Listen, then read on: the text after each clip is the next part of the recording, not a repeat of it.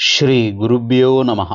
தெய்வத்தின் குரல் மூன்றாம் பகுதி 238வது தலைப்பு. ஆயுர்வேதம் ஆயுள் பெறட்டும். தொடர்ச்சி.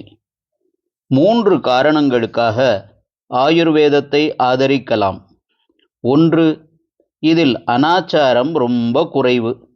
2. நம் தேச சீதோஷ்ணம், நம் ஜனங்களின் தேகவாகு ஆகியவற்றுக்கு என்றே ஏற்பட்டதாதலால் வேண்டாத விளைவுகளை உண்டாக்காமல் இருப்பது. 3. செலவும் குறைச்சல். இது முக்கியமான காரணம்.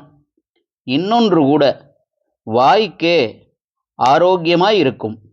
ஓமம், திப்பிலி மாதிரி சரக்குகளுக்கும் அநேக மூலிகைகளுக்கும் ஒரு தனி ருச்சி, மனம்.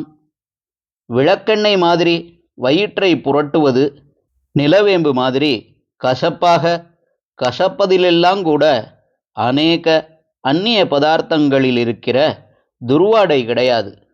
ஆதியில் ரண சிகிச்சை தெரியாமல் இருந்த வெளிதேசங்களுக்கு நம்மிடமிருந்தே அது போயிருக்க, அப்புறம் ஆயுர்வேதத்தில் ரண சிகிச்சை கூட உண்டா என்று நாமே கேட்கிற அளவுக்கு போனது போல எல்லா பழைய அறிவு சாஸ்திரங்களையும் நாம் கோட்டை விட்டால் ஸ்வதேசி ராஜாங்கம் என்று சந்தோஷப்படுவதற்கு எதுவும் இல்லாமல் போகும். ட்ரைபல் டான்ஸை, ஆதிவாசிகளின் நடனத்தை அந்நிய தேச பிரமுகர்கள் வரும்போது ஆடி காட்டிவிட்டால் இதுதான் ஸ்வதேசிய கலாச்சாரத்தை காப்பாற்றி கொடுப்பது என்று ஆகியிருக்கிறது.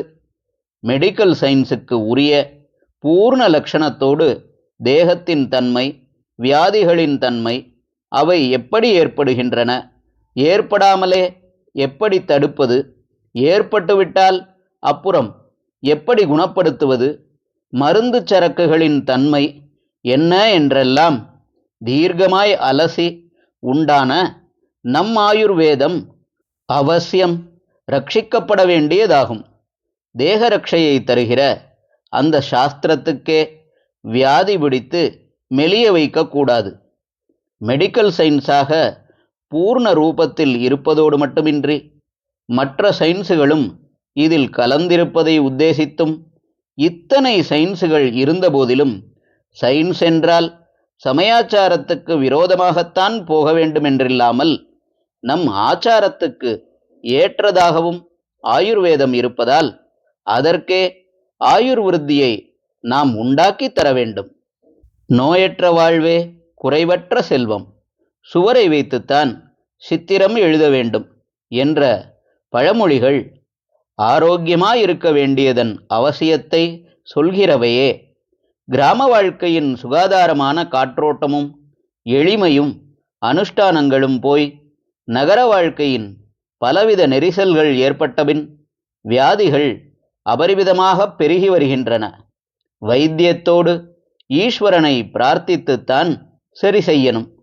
தெய்வ சம்பந்தமான பாராயண நூல்கள் பலவற்றிலும் பலஸ்ருதியில் ரோகார்த்தி முஷ்யதே ரோகாத் என்பது போல ரோக நிவிருத்தியை ஒரு பலனாக சொல்லியிருப்பதால் மத ரட்சணைக்காகவே தேக ரட்சணையும் நம் நிலையில் அவசியந்தான் என்று தெரிகிறது.